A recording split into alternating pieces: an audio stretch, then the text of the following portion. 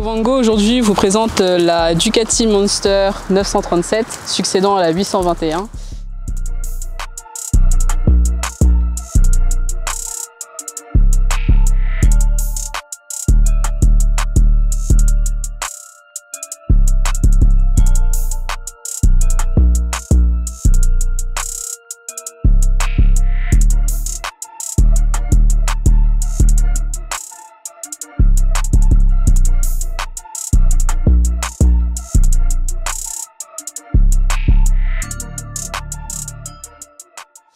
On a une cylindrée de 937 cm3, c'est un bicylindre en L à 90 degrés, une puissance de 111 chevaux à 9250 tours minute, ainsi qu'un couple de 95 Nm.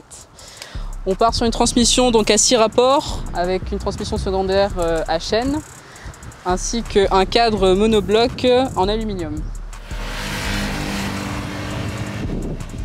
Opte pour une fourche inversée d'un débattement de 130 mm, diamètre 43, de freins avant de 2 disques de 320 mm de diamètre, en plus des étriers radio monobloc 4 pistons Brembo M4.32. Nous avons un amortisseur réglable avec un débattement de 140 mm.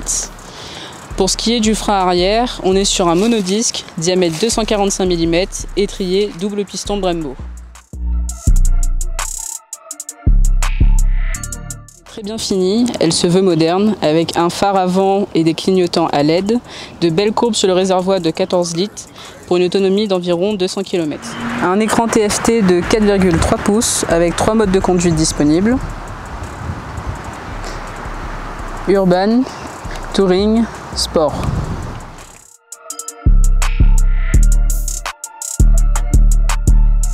Toujours à des équipements à la pointe, notamment un shifter up and down de série, un anti-wheeling, un traction control, un launch control entièrement paramétrable.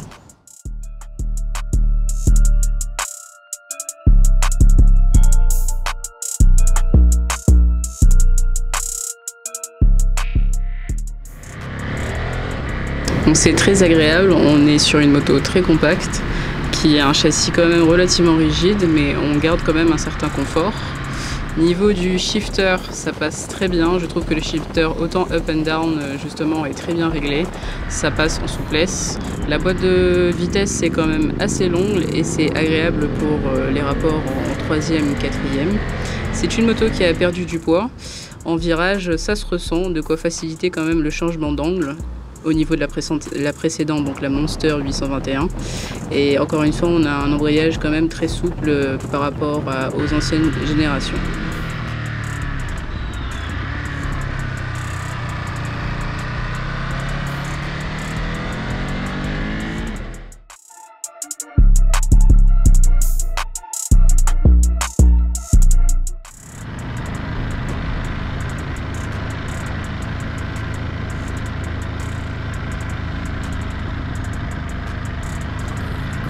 La Ducati Monster 937 bénéficie d'une bonne relance et on ressent vraiment ses 111 chevaux à 9000 tours minute.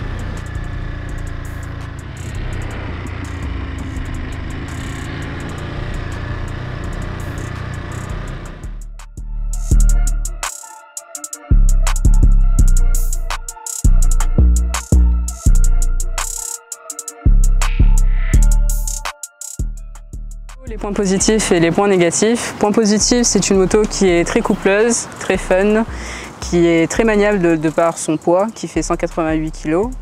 On précise aussi la hauteur de selle qui est de 820 mm, donc qui est très agréable et aussi accessible aux personnes de petite taille.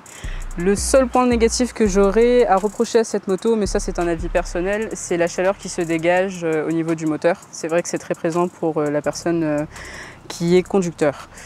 C'est une moto qui paraît quand même épatante. Je dirais qu'elle a de quoi tenir largement ses concurrentes au vu de ses équipements. N'oubliez pas de vous abonner sur les réseaux sociaux de Ovango, sur Instagram, Facebook et n'oubliez pas la chaîne YouTube. À bientôt!